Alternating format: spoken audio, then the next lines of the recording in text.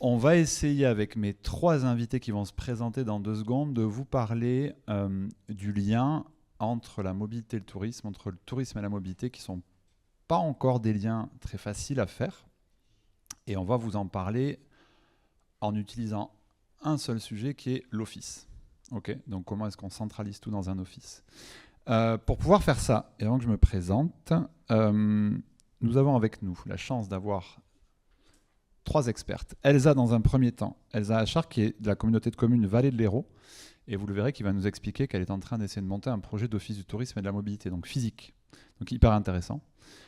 On a également Anouk, qui est l'office de tourisme de Cahors, Vallée du Lot. Et là, vous verrez, on vient de terminer, et ça va être un peu aussi le centre du sujet, un accompagnement des offices de tourisme d'Occitanie. Et Cahors faisait partie un peu de nos préférés parce qu'ils font les choses très très bien. Donc elle va nous expliquer comment, mais quels sont aussi les défis. Et enfin Margot, directrice du cabinet qui s'appelle Émotion Tourisme et qui nous a accompagnés aussi dans l'appel à manifestation d'intérêt dont je vais vous parler juste après en Occitanie. Et du coup, moi je m'appelle Julien, moi je ne suis pas du tourisme. En fait, moi je suis celui qui met de la mobilité dans le tourisme ou qui essaye d'expliquer aux gens du tourisme comment fonctionne la mobilité. Donc je suis consultant. Et pourquoi bonjour, pourquoi on est tous les 4 là aujourd'hui pour vous parler justement du sujet de la mobilité du tourisme et d'autant plus des offices? Parce qu'on sort d'une étude assez conséquente, d'un appel à manifestation d'intérêt qui avait été lancé par l'Occitanie, Margot va nous en parler dans les détails, pour créer les offices du tourisme et de la mobilité. Donc déjà, moi je vais avoir une toute première question, mais qui est très basique. On va essayer de prendre 3 réponses comme ça, de manière hyper spontanée. Si je vous dis office du tourisme et de la mobilité, ça serait quoi votre définition? Alors, qui c'est qui se lance? Il n'y a rien à gagner, rien à perdre, surtout, c'est important. Surtout rien à gagner. Comment vous le définiriez? Qui c'est qui veut essayer? On va prendre 3 réponses. N'ayez pas peur, hein. Et surtout, vous n'allez pas dire de conneries, enfin pas plus que moi en tout cas. Personne ne veut essayer? Vous? Allez, on se lance. On va essayer de faire au moins 2 ou 3, hein. On va diversifier. C'est quoi? Mettre en place les mobilités à travers les offices de tourisme et faire de la mise en tourisme. Ok, je vais retenir les deux termes de la mise en tourisme et intégrer les mobilités. On verra que du coup ça va un peu dans les 2 sens. Qui veut rajouter quelque chose ou qui a une autre définition? Ah, vous voyez, ça s'énerve là. Hop. Après, plus personne, c'est trop tard. Merci. On a piégé les micros. Ok, peut-être proposer des solutions pour le dernier kilomètre et puis aussi des services en mobilité entre les sites touristiques. Très précis, merci. Hop. Et moi, tout simplement, capter les visiteurs d'où qu'ils viennent, et quel que soit leur moyen de locomotion. Donc on a parlé de mise en tourisme, on a parlé du public cible, les visiteurs, différents modes de déplacement et dernier kilomètre. Vous avez un peu tous raison. Et je vais casser le teasing parce qu'il n'y a pas de définition dans l'Office du tourisme et de la mobilité. Justement, c'est ça qu'on a essayé de creuser. Et donc on va essayer de poser quelques ingrédients pendant 1 heure. Alors très rapidement, pourquoi? Parce qu'en fait on pourrait se dire, c'est quoi? C'est une nouvelle manière de vendre des conférences, c'est un nouveau sujet parce qu'on s'ennuyait jusqu'à présent. Non, il y a quand même plusieurs choses. Le premier sujet, c'est celui-là. C'est l'enjeu de la décarbonation. Bon, en gros, ce truc qu'on voit ici, là, qui s'appelle une voiture, il va falloir l'oublier un peu parce que c'est un peu cracra. C'est quand même 70% du bilan carbone. Je ne dis pas pour vous emmerder, c'est la vérité, c'est factuel. Donc ça peut plus fonctionner. Donc en fait, c'est soit on change tout de suite, soit on met un peu de temps, mais à un moment, il va falloir bouger. Et évidemment, pour décarboner, parce que le premier émetteur de carbone, c'est le transport, dans la vie réelle, et pour les touristes, et pour les visiteurs, et pour les excursionnistes, et pour tout ce que vous pouvez imaginer, le tourisme d'affaires, le déplacement pro, c'est partout pareil. Il faut aller vers un autre futur désirable. Ça, c'est quand Ferrari, donc Pininfarina, design des trains italiens, et qui sont en plus super cool à prendre et pas très chers. Ça, c'est la solution intermédiaire, c'est vous pédalez. Mais il n'y a pas que ça, il y a plein d'autres, vous venez de le dire à l'instant, tous les modes de locomotion, il y en a énormément, on va en parler. Mais c'est ça le sujet, et comment on fait. Le deuxième sujet, c'est que malgré tout, en fait, en fonction de là où vous vous trouvez, si vous êtes en ville, donc potentiellement vous essayez de décarboner un peu votre mobilité et il y a de plus en plus d'offres. Vous avez dû voir les trottinettes, le vélo en libre service, électrique, non électrique, du funiculaire, du transport câblé, funiculaire pas trop bon de presse en ce moment, hein, du train, du bus, de la navette. Enfin, je pourrais vous en citer plein pendant des heures et des heures. Et ça, en fait, c'est bien. Et en même temps, c'est un petit souci, c'est qu'il faut comprendre tout ça. Et il faut éventuellement comprendre comment on passe d'un truc à l'autre, du vélo au train, du train au piéton, du piéton au bus, etc. etc. Donc ça, c'est le deuxième sujet, mais c'est plutôt un sujet urbain. L'autre sujet, c'est on a une bonne partie des gens qui veulent revenir un peu à la nature, qui reviennent à la proximité. Et le problème, c'est que plus vous vous éloignez des centres urbains, plus en gros l'offre, c'est que Chihuahua, quoi. C'est-à-dire que vous arrivez dans un endroit, il n'y a rien, à part la voiture. Donc comment vous pouvez faire pour décarboner votre mobilité s'il n'y a rien? Donc c'est un autre sujet. C'est un peu le miroir des villes. C'est que les villes, vous avez plein de trucs, mais vous ne savez pas trop quoi prendre. Et au final, vous vous retrouvez à prendre le truc le plus basique. Soit il n'y a pas grand-chose. Et en même temps, c'est cool parce que... Oh, dis donc, elle est à l'envers. Faut tourner la tête. Désolé. Et du coup, il n'y a pas d'offre. Donc ça, c'est un peu le deuxième sujet. C'est que oui, ça arrive aussi qu'il n'y ait rien du tout. Comment on fait quand il n'y a rien du tout? Déjà, il faut le savoir. Le troisième sujet, et là aussi, moi je ne vais pas vous vendre du rêve, c'est une réalité des territoires, c'est que alors le tourisme moins, mais le transport se déshumanise. C'est-à-dire qu'en gros, les gares, on est plutôt dans une logique de fermer des gares et de fermer des guichets plutôt que d'en ouvrir. Hein. C'est comme ça que ça se passe. On peut évidemment être peiné par ça, mais c'est une réalité de terrain. Ce qui fait que oui, avant, vous aviez des gens où vous pouviez poser des questions. Au guichet, vous pouviez poser des questions. Quand vous aviez des kiosques de vente de titres de transport urbain, vous pouviez poser des questions, avoir des fiches horaires papier, etc. Ça, c'est terminé. Donc, dans le monde qui arrive, là, c'est fini. Je ne vous parle même pas de l'IA, on va en parler un peu après. Mais du coup, vous passez de ça à ça. Moins chaleureux quand même, le truc. Hein. Et puis alors, quand ça ne marche pas, je ne vous dis pas. Quand vous voyez rien avec le soleil ou qu'il y a du gras du doigt sur la personne d'avant et tout, c'est génial. Mais ça, c'est le DAB, le distributeur automatique de billets. C'est l'avenir. Et puis alors en plus, une fois qu'on va enlever ça, vous aurez tout là-dessus. Et ça, il faut savoir s'en servir. Donc, c'est quand même, mine de rien, c'est quand même un gros sujet. Si mon petit truc que j'ai dans la main voulait bien marcher, ça serait encore mieux. Ouais, je crois que c'est chinois. Attendez. C'est peut-être américain. Bon, il est mort. À la technique, si on peut avoir un deuxième pouce-pouce, ça serait bien. On va le faire ici. Ah non, c'est peut-être tout qui a planté. Ah, on est pas mal. Je vous avais dit, c'est parce que j'ai critiqué l'IA. Eh ben voilà ce que j'ai pris. Hop là. Bon, j'ai rien dit sur les Chinois. Et ouais, il y a quand même un autre contexte qui est pas foufou pour les OT, en gros, pour l'information touristique, c'est le méchant qui est à gauche, là, ChatGPT. Alors ça, parce que pour le moment, il est encore un peu con. C'est-à-dire que franchement, si vous vous en servez régulièrement, vous allez voir qu'il a quand même des grosses limites. Le problème, c'est que ça ne va pas durer. Le deuxième, c'est ce qui se passe à droite. Alors c'est un exemple parmi d'autres. C'est Paris qui dit les offices, c'est terminé, pour plein de bonnes et de mauvaises raisons. Mais ça, encore une fois, c'est du contextuel, c'est une réalité. Du coup, une fois qu'on s'est dit... Décidément, on va repasser là-bas. Une fois qu'on s'est dit tout ça... Ouais, mais en fait, je pense qu'il perd par moment le... Ouais, c'est en fait, il perd l'écran. Voilà. Une fois qu'on s'est dit tout ça, donc pour essayer de revenir là-dessus, on s'est dit enjeu de décarbonation. Par moment, il y a beaucoup d'offres compliquées à comprendre. Sur d'autres territoires, il n'y a pas d'offres. Une déshumanisation quand même des anciens points où on rencontrait des personnes, où on va plutôt vers le distributeur, etc. L'intelligence artificielle qui arrive. Donc en gros, nous, quand on avait commencé à bosser sur l'AMI, on nous a dit, en fait, c'est quoi le délire? Les gens vont plus dans les offices de tourisme, le sujet est clos, quoi. C'est-à-dire, merci, au revoir.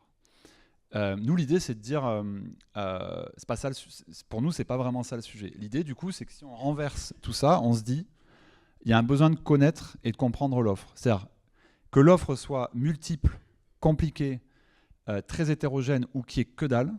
Même le fait qu'il n'y ait que dalle, il faut le savoir. S'il y a 2 bus par jour, ben au moins il faut savoir quand les 2 bus y passent. Et ça, bien souvent, on ne le sait pas. Donc qu'est-ce qu'on fait? On ne prend pas ces offres-là. Le deuxième élément, c'est qu'on a potentiellement envie d'être, je vous disais, retour à la proximité, etc. On a envie d'être conseillé autrement. Encore une fois, si vous posez des questions à ChatGPT, vous verrez ce qu'il vous répond, c'est hyper bateau. Il faut reprompter 10 fois pour arriver à avoir un truc qui est quand même... où il nous sort un peu de quelque chose de très construit, très cohérent, mais qui n'a aucune saveur, aucun arôme. Ça, c'est hyper important. Et du coup, troisième élément, besoin de conseils personnalisés. Exemple très concret, j'en parlerai tout à l'heure, je suis en train d'organiser une masterclass à Saint-Sébastien. Là. Sur le trajet, alors j'espère qu'il n'y a personne qui va venir qui est là parce que sinon je tue le truc, mais sur le trajet, à un moment, il y a deux possibilités de monter jusqu'à un lieu. Il y a une énorme côte où on va bien transpirer et un petit truc qu'on ne voit pas sur la gauche qui s'appelle un ascenseur, mais qui est pas sur Google Maps, qui n'est pas sur l'IA, qui est nulle part quand vous posez la question. Par contre, vous, quand vous arrivez dans la rue, vous le voyez. En fait, c'est ça le sujet. Et dans le transport, c'est quand même quelque chose de complexe, donc on a besoin d'avoir ce conseil personnalisé. L'autre élément qui est important, encore une fois, si on bascule tout ça et qu'on se dit ne faisons pas tous ces aspects négatifs, ne nous arrêtons pas là-dessus, c'est une opportunité pour redéfinir des rôles. C'est-à-dire qu'on peut se dire qu'effectivement, ok, il n'y a plus personne qui vous file de l'info sur la mobilité. Pourquoi ça ne serait pas l'OT ? Les gens sont là, il faut les former, il faut leur expliquer, mais le lieu est là, c'est un repère, ça marche. Opportunité pour monter en compétences, donc là aussi, c'est comme certains qui vous disent ouais, on a dégagé les guichets en gare, oui, mais les personnes qui étaient au guichet, est-ce qu'on ne peut pas leur faire autre chose ? Justement, avoir un rôle pour expliquer comment fonctionne la ville, pour avoir certaines subtilités, pour vendre des titres de transport, pour accompagner les personnes qui ne savent pas se servir de ça. Donc c'est la possibilité de monter en compétence, de faire autre chose. Et de participer à un nouvel imaginaire. C'est-à-dire, on peut aussi se dire, si on est optimiste, bon, en ce moment, c'est pas la fête, on ne va pas se mentir non plus, mais c'est quoi le nouvel imaginaire qu'on va faire autour de ça ? La mobilité est intrinsèquement quelque chose de très important pour le tourisme. Non, on n'a pas le choix, on se déplace quand on est touriste. Comment est-ce qu'on fait pour essayer d'inventer quelque chose de nouveau et de se dire, ok, on est au moment où ce concept des offices de tourisme et de mobilité, ça va peut-être nous servir à quelque chose. On a des outils de plus en plus puissants, dont l'IA. Servons-nous de l'IA intelligemment. Et on a des gens qui recherchent autre chose. Allons-y. Au lieu de se dire juste tout a fermé, ça ne marche plus, on essaie de passer à quelque chose d'autre. Donc c'est un peu le message qu'on essaie de faire passer. Et en plus, ça marche. Et c'est un peu... donc nous étions 3 bureaux d'études à accompagner l'Occitanie sur l'appel à manifestation d'intérêt, donc dans le but de créer les offices de tourisme et de la mobilité, en tout cas de le conceptualiser, de l'accompagner. Et je crois que c'est un peu la dynamique qu'on a essayé de porter, du coup avec Margot et avec un bureau d'études dont je vous parlerai tout à l'heure qui s'appelle Vraiment, Vraiment. Du coup, ce qu'on va faire, c'est que maintenant qu'on a à peu près introduit le sujet, on va vous parler de l'AMI, donc c'est Margot qui va s'y coller, et ensuite, donc Anouk et Elsa faisaient partie de l'AMI, elles vont nous expliquer qu'est-ce qu'elles en ont retiré, qu'est-ce qui n'a pas marché, donc ça c'est là où on va en prendre plein la tronche parce que ça veut dire qu'on a mal bossé, et on va essayer après de se poser des questions, des défis, et surtout, et ce qui est important, on va se garder un quart d'heure à la fin de questions. Donc si vous avez des questions, on va dérouler pas mal de choses, vous gardez les questions, on fait passer les micros, on prend un quart d'heure, voire même on débordera parce qu'il n'y a personne derrière, mais vraiment gardez vos questions et on tient au fait qu'il y ait des questions à la fin et qu'on puisse échanger. Margot, c'est à toi. Merci. Je vais prendre ta place. Je te dis, ça se verra de toute façon. Super. Ça va toujours ? Donc oui, pour cette mission, donc, qui était l'AMI OTM, donc Office de tourisme de la mobilité, on était 3 cabinets. Je laisserai Julien, comme il a dit, présenter vraiment tout à l'heure. On était 3 cabinets très complémentaires sur le design, sur la mobilité et sur le tourisme. Cette AMI, c'est une AMI qui a été lancée par donc, la région Occitanie et l'ADEME pour essayer justement de travailler avec 16 offices de tourisme pour les accompagner à se développer sur le sujet des mobilités et pour nous voir aussi ce qui existe, ce qui pêche et comment on peut essayer de développer ça à une échelle aussi nationale à terme. Comment on peut accompagner d'autres structures. Pour ça, donc, je vous ai remis une carte des structures qu'on est allé voir, des territoires qu'on est allé voir. Alors, initialement, il y avait 16 offices de tourisme sélectionnés. Il faut savoir que plusieurs ont plusieurs BIT, donc on s'est retrouvés à aller voir une trentaine, c'est ça ? Et le pouce de structures. Mais nous, ça nous a permis d'avoir finalement beaucoup de matière, d'aller voir différents territoires, différentes structures qui ont des problématiques différentes en fonction de leur emplacement. On va sur le littoral, en montagne, en zone rurale, en milieu urbain, et finalement aussi des problématiques qui peuvent être très similaires. Donc nous, on a une vision assez large. Cette mission, comme le disait Julien, elle a duré 18 mois. Ça paraît long et en même temps, c'est pas si long que ça pour vraiment avoir une bonne vision. Elle a démarré en janvier 2024 par un premier temps assez long d'observation et d'immersion. Donc ça, c'est un un planning qui a été fait par le cabinet vraiment, dont on vous parlera juste après. Il y a eu 4 semaines au total d'immersion pour aller voir chaque structure, pour échanger avec chacune des personnes qui se trouvent dans ces structures-là, aller tester aussi de notre côté comment on s'y rend, quelles sont les problématiques qu'on peut rencontrer, toujours avec notre triple regard, puisque c'est hyper intéressant de confronter ces avis, justement, comme le disait Julien. Lui vient de la mobilité, moi je viens du tourisme, et finalement, quand on est touriste, la première chose qu'on fait, c'est qu'on se déplace. Donc voilà, le lancement de la mission, ces temps d'observation et d'immersion nous ont permis justement de commencer à proposer des petits outils, puisque l'idée c'était vraiment d'accompagner les offices et d'avoir des outils pour qu'ils puissent commencer à se rendre compte ce qu'est la mobilité, ce que ça veut dire, et pas juste prendre conscience que c'est pas juste dire tiens, il y a telle ligne de bus, vous pouvez prendre le bus là. C'est la marche, c'est le bus, c'est le car, c'est le vélo, c'est la voiture, on ne va pas le mettre de côté, c'est les parkings, c'est les bornes de recharge, c'est une globalité. Ensuite, on a eu un premier atelier en visio, où on a commencé à parler de certains outils, à avoir des retours, savoir un peu qu'est-ce qu'ils comprenaient de la mission, quels étaient les retours qu'ils pouvaient nous faire, qu'est-ce qu'ils appréhendaient. Voilà. Donc ce premier atelier était très intéressant. On a poursuivi avec la production et le fameux parcours dont je vous parlerai juste après, puisqu'en fait tout ce travail nous a permis d'aboutir à un parcours, à quelque chose de construit et qu'on fait en étapes. On a eu un deuxième atelier aux Convergences en Occitanie en novembre, qui était cette fois-ci sur place, donc avec les structures qui faisaient partie de la mission pour justement travailler sur de nouveaux outils. Je vous montrerai des petits exemples d'outils juste après, pour que vous soyez quand même au courant de ce qu'on a pu faire. Et puis nous, on a poursuivi justement sur cette production de parcours avant une restitution finale à Carcassonne en juin et une restitution de mission en juillet. Donc voilà, donc c'est un accompagnement qui s'est fait sur plusieurs mois, mais qui nous a permis vraiment de creuser le sujet. Et on ne s'est pas servi que de l'Occitanie, parce que Julien a des missions sur la mobilité. Moi, je travaille avec des territoires, mais aussi des privés, et le sujet de la mobilité revient beaucoup. C'est un sujet qui est abordé très souvent. Donc tout ça nous a permis aussi de nourrir cette mission. L'incruste. Ouais, très rapide incruste, qui est quand même un truc qui est hyper important. On était 3 boîtes quand on a fait cet accompagnement. Donc, Émotion sur la partie tourisme, moi j'étais sur la partie mobilité, et on était chercher des designers d'intérêt public. En gros, c'est des gens qui font du design de service uniquement sur des projets publics avec des collectivités. Exemple, on va refaire tout l'accueil d'un hosto, d'un hôpital, où c'est super compliqué en fait à gérer, la question des flux, de la sécurité, de machin, etc. Ils travaillent là-dessus. On les a fait venir, donc on avait une équipe de designers avec nous. On a produit des communs. Alors les communs, on en parle beaucoup, c'est très à la mode. Machin. Là, on a vraiment produit des communs. C'est-à-dire que les trucs le QR code que vous avez là, vous avez accès à des ressources. C'est gratuit, c'est simple à utiliser, c'est utilisable tout de suite maintenant. Alors, il faut juste remplir un questionnaire, enfin un espèce de formulaire, parce que c'est hébergé par le CRT Occitanie. C'est juste le seul truc.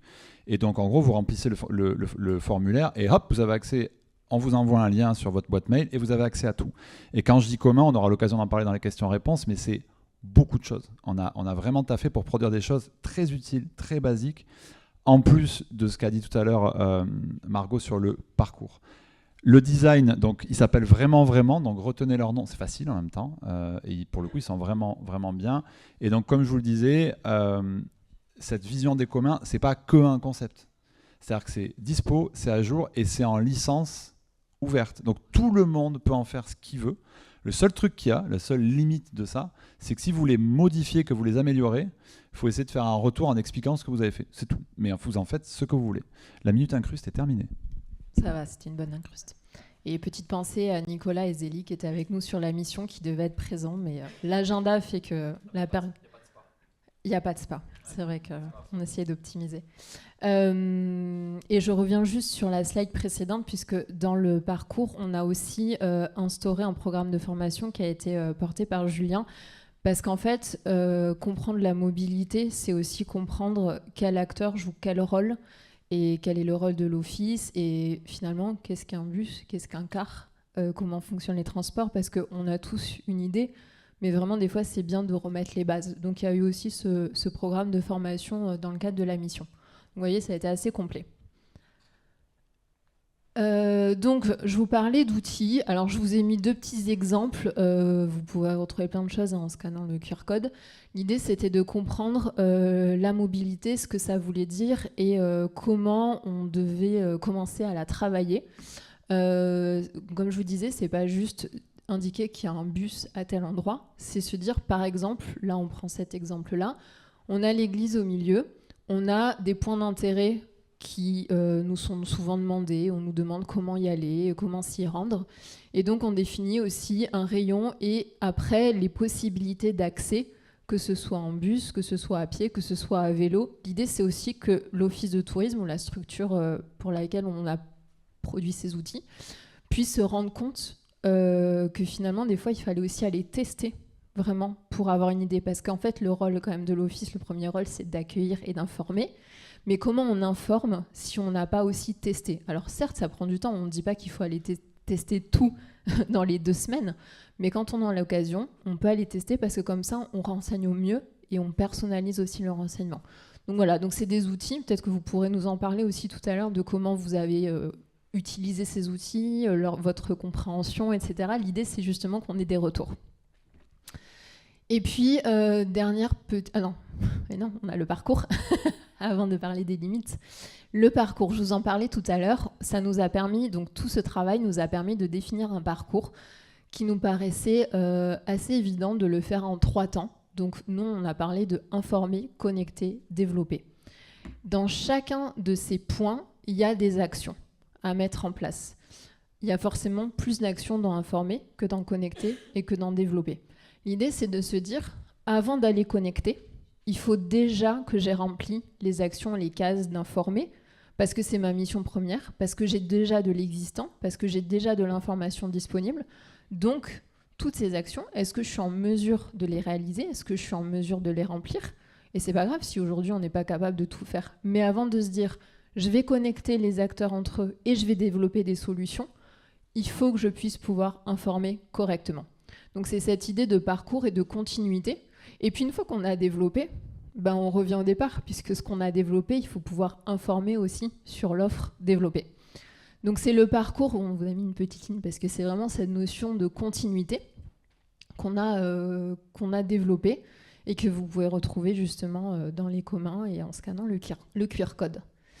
Et enfin, dernier point qu'on voulait aborder avant de laisser la parole à Elsa et à Anouk, c'est un exercice, mais qui a ses limites. Qui a ses limites d'un côté office de tourisme, mais qui a aussi ses limites de notre côté, de ce qu'on a pu constater. Alors plusieurs points, je ne vais pas toutes vous les citer, mais forcément il y a la disparité des territoires. On a dit qu'il y avait des territoires qui étaient en bord de mer, des territoires qui étaient en montagne. Il y a des similarités, mais il y a aussi des différences. Donc comment on arrive à s'adapter? Ensuite, il y a l'offre. Souvent, il y a une offre qui est présente, mais elle n'est pas forcément lisible. On ne sait pas forcément où trouver l'offre. Donc, c'est déjà rassembler aussi tout ça. Et on sait que ce n'est pas toujours évident. La compétence mobilité, c'est un sujet dont on parle depuis quelques années, mais qui n'est pas forcément encore très présent dans les offices de tourisme. Donc, il faut aussi se former là-dessus. Ça amène aussi à un changement de posture. Comment on devient un office de tourisme? On passe à un office de tourisme de la mobilité. Il y a aussi forcément les ressources en interne, puisque développer ça, c'est forcément prendre du temps pour travailler là-dessus. Et puis, on sait que vous avez aussi déjà des stratégies en cours. Il y a vos stratégies marketing, il y a des stratégies liées au durable, il y a plein de stratégies, donc ça ramène aussi des sujets. Donc, comment intégrer tout ça? Et puis, il y a effectivement le sujet des échelles, office, département, région, et le côté usage, acceptabilité des mobilités douces, comment on fait comprendre aux utilisateurs qu'ils ne sont plus obligés de prendre la voiture et qu'il y a d'autres solutions qui existent. Voilà. Tu voulais rajouter un petit mot? Non, j'allais lancer la suite. Eh bien, c'est parti. Le timing est absolument parfait. Merci beaucoup, Margot. Ouais, on a commencé à faire ce petit exercice de limite, juste que vous puissiez déjà toucher du doigt le fait que malgré effectivement cette démarche qui a été lancée, volontariste, etc., on voit quand même poindre quelques limites et quelques freins. On reviendra là-dessus vraiment à la fin pour lancer les questions. Premier territoire dont on voulait vous parler, c'est Cahors. Alors je vous disais, c'est un peu les chouchous parce que, on va être très honnête, avant qu'on arrive, ils faisaient déjà des trucs bien. Donc en fait, c'était cool pour nous. Parce qu'aussi, dans les 16, là, qui étaient en fait pas 16 mais 30, on a essayé d'aller en chercher des motivés. Ça ne veut pas dire que les 16 qui ont répondu à l'AMI étaient tous motivés. On va être gentil, c'est vrai, mais c'est comme ça, c'est pas grave. Mais il y en avait qui ont fait des trucs super. Alors je vois qu'il y a Moissac qui est là aussi. Moissac a fait des trucs hyper cool avant qu'on arrive. Donc là aussi, c'est plutôt pas mal. Mais voilà, en tout cas, Gignac, Cahors faisaient partie des bons. Ils ont déjà fait des trucs et je pense que là, on est dans une logique où ça va un peu accélérer, puis on en parlera un peu à la fin. 10 minutes aussi, je me mets là-bas et puis je te dis quand ça urge. Très bien. Merci Anouk. Merci. Moi, je vais prendre la suite. On se posait la question pourquoi on a candidaté pour un OTM, donc l'AMI OTM. Quand on a vu cette AMI avec notre directrice, on s'est dit mais finalement c'est super intéressant, c'est cool parce que on a un territoire chez nous qui s'y prête vraiment bien. On a une gare à Cahors, on a donc la gare avec des lignes de train, TER, Intercité, on a une gare routière avec 7 lignes régulières, 2 lignes estivales, on a une véloroute, donc 2 véloroutes qui croisent notre ville de Cahors, donc c'est la V86 Vallée du Lot et la V87 Vagabonde. On a le chemin de Compostelle, on a une voie navigable, on a l'autopartage Cities à Cahors aussi, on a Piste équestre aussi, voilà, des variantes de Compostelle. Et avec tout ça, on s'est dit, mais j'oublie d'ailleurs le bus urbain à Cahors aussi, avec les navettes. Donc on s'est dit, mais on a en fait tout ce qu'il faut sur notre territoire. Mais ce qui a permis cette AMI, c'est de vraiment prendre du recul sur la question mobilité. C'est une question qu'on subissait plus qu'autre chose. On n'avait pas trop réfléchi là-dessus. On renseignait nos touristes là-dessus, mais en fait, avec des petites feuilles d'horaires de cars, de trains, etc. Je pense dans beaucoup d'hôtels, ça vous parle. Mais il nous arrivait souvent, voilà, on a beaucoup de pèlerins à Cahors. Et quand ils arrivaient, voilà, je veux me rendre de Cahors jusqu'à dans le Gers, au fin fond du Gers ou dans l'Aveyron, désolé pour ces 2 départements, mais c'est vrai qu'on prenait un peu peur parce que c'est quand même assez compliqué pour trouver les informations nécessaires pour se déplacer jusqu'à une petite ville ou un petit village à partir de Cahors jusque dans ces départements-là. Donc du coup, c'est vrai qu'on a commencé déjà à réfléchir là-dessus. Donc on est un petit peu mauvais élève, parce que tu disais qu'on est bon élève, mais en fait, on a commencé déjà avant les communs, on a commencé à réfléchir sur des choses qu'on pouvait faire, nous, en interne, et on était, c'est vrai, une équipe hyper motivée. Donc on a commencé avant d'informer notre clientèle, on a commencé à informer notre équipe, parce qu'il fallait d'abord aussi être informé et formé, parce qu'on a une équipe, c'est notre particularité, c'est que tout le monde fait l'accueil. On est une équipe de 35 personnes, donc directrice, responsable de pôle, et aussi tous les membres d'équipe font l'accueil. Et du coup, il faudrait qu'on soit bien informé. On a commencé par créer une page site internet sur se déplacer sans voiture, surtout mettre l'accent sur sans voiture, et après toutes les informations nécessaires sur les lignes de car, sur des storytelling aussi, je vais vous le montrer tout à l'heure, et surtout être capable de renseigner à l'instantané les visiteurs à l'accueil, parce que ça, c'est pas si évident que ça. Ensuite, on a aussi eu les formations dont parlait Julien et Margot, les formations en interne, justement, avec cette AMI. Donc ça a vraiment été génial pour avoir un peu plus d'informations sur tout ce qui est gare, train, la différence entre les différentes propositions et lignes de train aussi, de les reconnaître, les cars LIO. Donc c'est vrai que c'est assez compliqué pour l'équipe. Et là, il y a beaucoup moins d'angoisse. On a créé un canal Teams aussi avec mobilité. Donc là, il y a toute l'équipe, dès qu'il y a une info sur une déviation ou des travaux sur le train ou car, on renseigne immédiatement. On a créé aussi des modèles GRS donc, pour renseigner les personnes sur tout ce qui est voyager sans voiture. Donc ça arrive de plus en plus par chez nous. En tout cas, on a énormément de demandes sur les voyages sans voiture. Ensuite, ce qu'on a fait aussi, on a commencé à travailler sur des hors-les-murs en gare. Donc, on a consolidé nos liens avec la SNCF, avec le personnel de la gare et aussi avec Lio. Donc, en Occitanie, c'est Lio. Donc, on a fait, avec ces deux partenaires, on a fait des accueils en gare, mais aussi en train. Donc, on a accueilli les visiteurs en train, parce que dans le train, ils ont beaucoup plus de temps pour écouter. Donc, on a fait des allers-retours Cahors, Toulouse, Toulouse-Cahors, et bientôt, on va faire la même chose avec l'Intercité entre Cahors et Paris. Alors, je fais une petite incruste qui n'était pas prévue.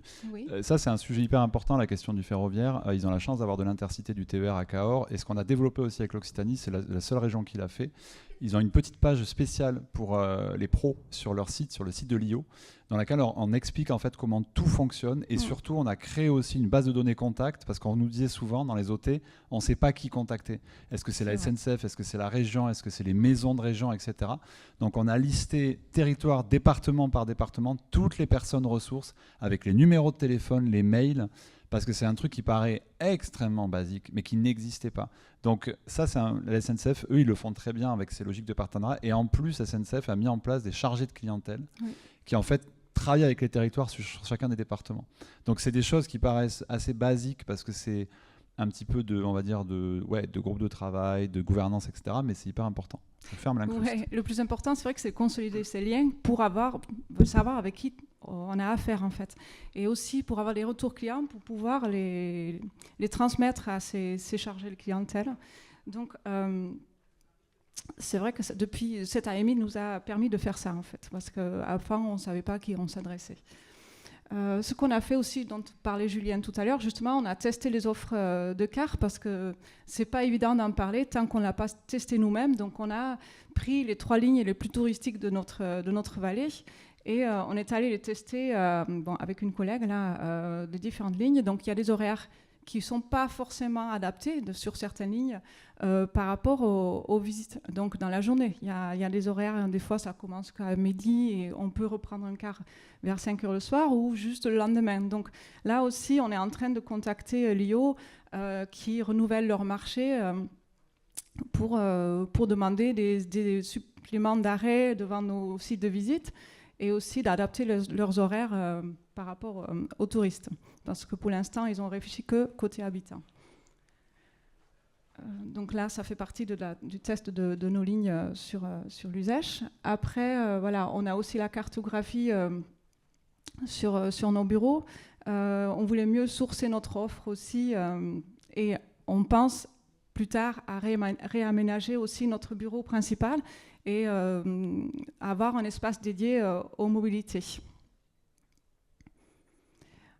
Ça, c'est en fait notre page site internet dont je parlais tout à l'heure. Donc, on met en évidence le train, le bus, donc avion. Donc là, c'est venir sans voiture en Vallée du Lot. Les bus, évidence, qui sont gratuits. À pied, donc on fait des propositions d'itinérance à pied sur plusieurs jours. Sur l'eau aussi, parce qu'il faut panier, il y a aussi toute la rivière.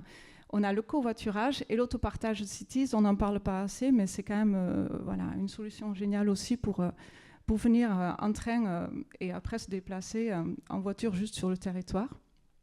Sur l'autopartage, j'ai une table ronde demain à 14h30. Génial, alors. Très bien.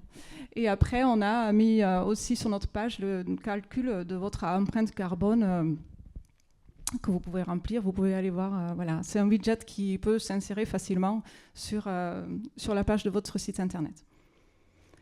Alors là, j'en parlais du storytelling. Donc pareil, vous avez vu qu'on n'a pas trop travaillé encore sur le commun, ça viendra après. Voilà. Mais là, j'ai créé avec ma collègue Rachel un storytelling sur la ligne Lio 890. Donc qu'est-ce que ça veut dire? Donc c'est une visite de pas à pas, en fait, comme une visite de ville. On scrolle et on va d'arrêt en arrêt sur la ligne de car.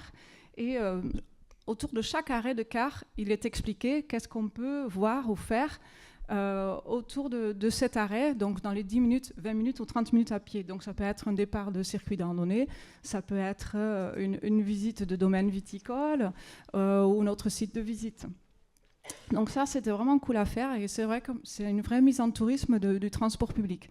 Parce qu'on parle difficulté, on a un peu de difficulté à travailler quand même avec des lignes car, avec Lio aussi, pour obtenir des visuels ou toute autre chose côté com. Là, voilà, on communique en fait sur nos retours d'expérience. Donc, je parle de notre canal Teams en interne. Comme on est une grosse équipe, on est même une cinquantaine en été. Et voilà, on donne les retours en direct tout le temps à notre équipe pour que l'équipe soit bien informée, pour bien informer notre clientèle, justement. Et ensuite, voilà, je ne sais pas s'il y a des questions, parce que j'ai certainement oublié des choses. On a fait tellement de choses côté Cahors, mais on est un mauvais élève côté commun, parce que les communs et les fiches d'action, on va s'y mettre maintenant. On va travailler sur l'outil 5x5 à un rayon d'équipe, donc faire embarquer toute l'équipe. Et après, il y a des petites fiches d'action à choisir. Voilà, on a plein d'actions qu'on va mettre en place. Et notre nouvelle stratégie est en cours là. Et justement, notre premier axe, c'est sur les mobilités. Voilà. Parfait. Merci beaucoup. 10 minutes 02, c'est quand même pas mal. Hein. Les questions, on va les prendre juste après Gignac. Merci beaucoup, Anouk. Un truc qui est important par rapport à ce qu'a fait Cahors aussi, c'est que on a vraiment fait l'innovation inversée aussi, c'est-à-dire qu'il y avait des choses qui avaient déjà été mises en place par des territoires, qu'on a repris, nous, dans les actions qu'on a montées, pour les partager aux autres. C'est pas parce que Cahors l'a fait, par exemple, le scroll-telling, comment tu dis ? Scrollytelling, ouais, je ne suis pas encore assez américanisé. Sur le bus, c'est un truc qu'on a récupéré pour expliquer la méthode, etc., aux autres OT, parce que ça peut potentiellement les intéresser, tout comme la question des visites terrain, etc. On est un peu à la bourre, mais en gros, en 10 minutes max, on va expliquer Gignac. Et Gignac, c'est le truc qu'il faut regarder. Bon, ça lui met la pression, mais en gros, ça fait 15 ans qu'on nous parle de Annemasse, qui est le seul qui a fait un office de tourisme à la mobilité. Bon, on a un peu marre d'Annemasse, quoi. On n'a rien contre Annemasse, hein. Là, il va y en avoir un deuxième, c'est à Gignac, et c'est même pas avec du ferroviaire, c'est du routier. Donc c'est quand même encore plus rigolo. Donc il faut que tu nous expliques tout ça en 10 minutes, et après on prend des questions pendant presque un quart d'heure. Donc, bonjour. Donc oui, le territoire de la vallée de l'Hérault déjà. Donc pour vous localiser, la vallée de l'Hérault, c'est un territoire qui est mitoyen à la métropole de Montpellier. Donc un territoire, on va dire, périurbain, avec la particularité de ne pas avoir de train et de donc travailler avec une difficulté, travailler uniquement avec un réseau de cars de lignes interurbaines, donc qui font la liaison entre le cœur d'Hérault et la métropole. Autre particularité, donc on a 28 communes. L'office du tourisme, c'est l'office du tourisme intercommunal Gorge de l'Hérault, Saint-Guilhem-le-Désert, en fait, hein, voilà. Qui couvre maintenant la totalité de l'intercommunalité. Et l'autre particularité, c'est un grand site de France qui capte au nord de notre territoire le gros de nos visiteurs. Ce sont les Gorges de l'Hérault, le site du Pont du Diable et le site de Saint-Guilhem, en fait, où on va avoir à peu près entre 800 000 et 1 million de visiteurs par an sur cet endroit-là qui est au nord de notre territoire. Et donc, une ville-centre qui est uniquement de 6 700 habitants, c'est la ville-centre de Gignac. Donc Gignac qui est donc une petite ville, sachant que les autres bourgs-centres de notre territoire sont hors de l'Interco et sont Clermont-Lérault, Lodève pour ceux qui connaissent, et on est aux portes de Montpellier. Donc de grosses difficultés finalement d'accessibilité, plutôt des enjeux pendulaires que des enjeux, on va dire, touristiques pour ce qui concerne spécifiquement Gignac. Et par contre, un volet touristique qui est l'accessibilité, le lien entre nos petites communes qui sont un peu disséminées partout sur notre territoire vers les sites touristiques aussi. C'est-à-dire qu'il y a un principe de redéploiement du pendulaire, mais aussi du visiteur sur notre territoire. Donc travailler avec cette accessibilité-là. Donc le projet... en fait, la communauté de communes n'est pas autorité organisatrice de la mobilité, c'est la région qui l'est et Hérault Transport. Donc on a une particularité, c'est que les cars sont gérés par un syndicat mixte. Et on avait, nous, communauté de communes, dans l'escarcelle de nos missions, en fait, l'obligation de faire un pôle d'échange multimodal à Gignac. En fait, la gare routière de Gignac était pourtant très bien desservie, hein, parce qu'on a 7 lignes de cars, plus de 100 000 voyageurs par an. Donc on a quand même un travail, il y a de l'utilisation du transport public, mais une gare routière délabrée, donc l'objectif c'était de la requalifier et surtout de la sortir du centre-ville, mais la garder quand même dans l'enveloppe urbaine. Donc c'est mon service qui s'occupait de ça. Et ensuite, on a un autre travail de portée par l'Interco, c'est tout un travail de création de liaisons cyclables, puisqu'on n'a qu'une voie verte sur le territoire, qui va de Gignac au Pont du Diable, une seule. Et ensuite, tout un cadre d'activités de pleine nature géré par l'Interco et la gestion du grand site de France. Donc, fort un petit peu de ces missions-là, on travaille avec l'EPIC, qui est donc l'Office du tourisme, qui travaille, elle, sur la mise en tourisme, en fait, de ce territoire, et qui est de plus en plus confrontée à ces problématiques, justement, à la fois d'objectifs de mobilité décarbonée, donc un vrai objectif d'aller chercher du report modal sur le tourisme, et en même temps, la question de bien accueil, de bien informer, ce que tu as expliqué. À Anouka, on est exactement dans les mêmes problématiques. Donc, de proposer une bonne solution de transport et de mobilité à chaque usager. Donc, on avait aussi notre problématique à Gignac, c'est qu'il y avait un bureau de l'OTI, mais totalement invisible, en fait, très peu accessible. Depuis quand on arrivait dans Gignac, en fait, on le voyait quasiment pas, ce bureau. Donc, l'idée, c'était de redonner de la visibilité à ce bureau. Et un usage à l'année, en fait, puisqu'en fait, il y a quand même un sacré effet de saisonnalité. Donc, on a une très grosse maison du Grand Site qui est au Pont du Diable, qui tourne que l'été. Donc, l'idée, c'est d'avoir un accueil lissé sur l'année, comme ce qu'on pouvait avoir à Saint-Guilhem. Donc, ensemble, en fait, quand on a lancé le projet de pôle d'échange multimodal sur Gignac, en fait, on a travaillé à l'Office du tourisme en se disant, nous, on avait un projet, c'était d'avoir un petit accueil vélo. Donc, l'Interco, on développe un transport à la demande, on aménage le PEM, on porte un projet de service vélo et d'autres solutions de mobilité sur ce PEM, pourquoi pas délocaliser le bureau, on a commencé comme ça. Il faut délocaliser ce bureau qui est invisible et lui redonner une visibilité en le mettant sur la gare routière, en fait, en le mettant sur le pôle d'échange. Donc on est parti comme ça et avec l'OTI, on s'est dit ce qui serait intéressant de faire, c'est d'avoir un vrai lieu de rencontre. Alors au départ, on parlait un peu de tiers-lieu parce que quand on ne sait pas quoi dire, on dit un tiers-lieu. Et on s'est dit, il faut un lieu attractif où l'OTI, ce qu'on le disait, les gens ne viennent plus en OTI que pour avoir de l'info. Donc proposer des offres packagées, ma collègue de l'OTI en parlerait bien mieux que moi, mais l'idée offrir du combiné, j'ai une solution de transport combinée à ma visite de grotte, combinée à mon canoë.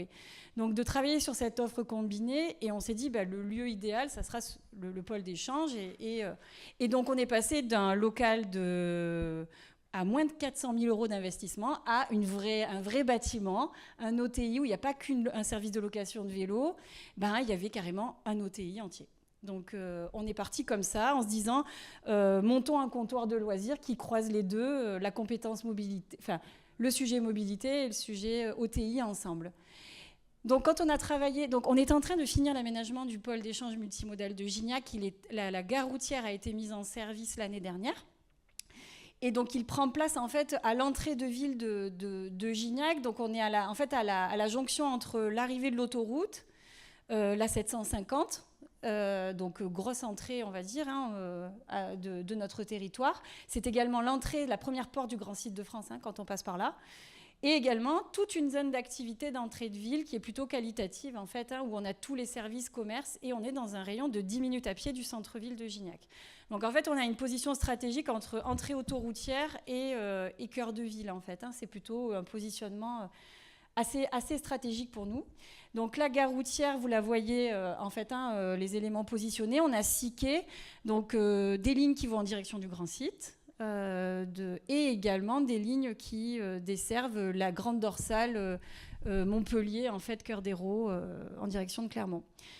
Et ensuite, donc la particularité du PEM, c'est qu'on a fait arriver la voie verte et traverser la voie verte. Hop, je vais me lever. En fait, ici, il y a toute une voie verte qui traverse le nord du PEM, qui vient au contact des quais. Et en fait, on a mis en place des box à vélo qui n'existaient pas du tout. Quand on a posé les 20 box, on m'a dit ça va rester vide. Là, on a 80% de taux d'utilisation sur du pendulaire. Et on voit que l'été, et au printemps, on commence à basculer sur de l'offre touristique. Donc une liaison avec une bande cyclable qui descend au sud et qui permet de récupérer le nord, la piste cyclable qui va au Pont du Diable. Une partie parking, avec de l'autopartage qu'on a ouvert avec Module Auto l'année dernière, donc en expérimentation intercommunale avec la société Module Auto. Le transport à la demande qui arrive ici, qui a son propre quai, qu'on a ouvert également l'année dernière. Et donc un premier niveau de service de vélo, sachant que la maison du tourisme prendra place ici. Donc le parvis, le plan a légèrement évolué, mais le parvis de la MTM, en fait, est directement sur les quais. Donc en gros, quand vous sortez, le but c'est que vous sortez du car ou votre vélo, vous voyez la maison du tourisme et vous voyez l'entrée en fait. Voilà. Donc tous ces services de mobilité sont déjà déployés et maintenant on est en train de construire le bâtiment. Il ouvrira au mois de mai. Et là, tu as 3 minutes pour l'expliquer. Eh bien, je suis mal barrée. Voilà. Ça ressemble à ça. Donc, on a travaillé, ce que j'ai envie de vous parler, c'est surtout de l'AMI et puis de la gouvernance qu'on a mis en place, parce que moi, je suis un service avant tout intercommunal. Je ne suis absolument pas un OTI. Donc, on a mis en place un groupe de travail, et quand on a établi la programmation architecturale, la première chose que j'en ai faite, c'est prendre un vrai programmiste. Et parce qu'on avait des envies avec ma collègue de l'OTI, un comptoir de loisirs, des fonctions diverses. Moi, je voulais ouvrir tous les services de mobilité du monde. Bon, on a pris un programmiste et surtout, on a monté un groupe de travail bâtiment, OTI et mobilité. Et en fait, c'est le croisement de toutes nos compétences où on s'est dit, on aboutit à un document programme construit et on en arrive à définir toutes les fonctions du lieu.